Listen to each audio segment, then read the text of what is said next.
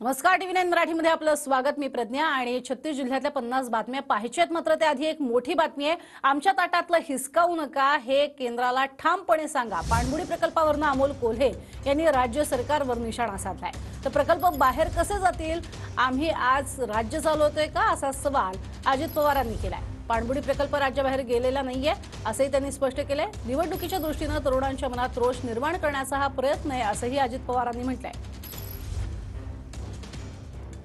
त्यावेळी सुद्धा आपण म्हणालात असंच आश्वासन होतं की याच पद्धतीने कुठलेही प्रकल्प चाललेले नाहीत। माननीय उपमुख्यमंत्री देवेंद्रजी फडणवीस यांनी परकीय गुंतवणुकीचे मोठमोठे आकडे जेव्हा समोर दिले तेव्हा याचा संशय आला होता की एकीकडे एक चित्र दाखवायचं आणि त्याच वेळी वस्तुस्थिती मात्र वेगळी असते।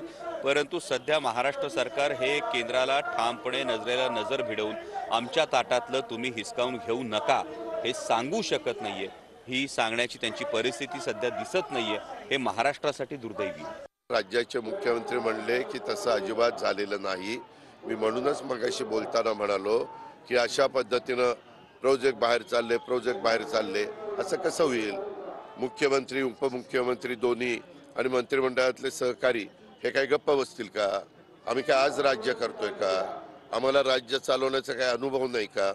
त्याच्यामुळं आज निवडणुकीच्या निमित्तानं दुसरा काही मुद्दा समोर राहत नाही आणि तरुणींच्या मनामध्ये त्याच्यातनं रोष कसा होईल अशा प्रकारचा प्रयत्न करायचा त्यांचा केविलवाणा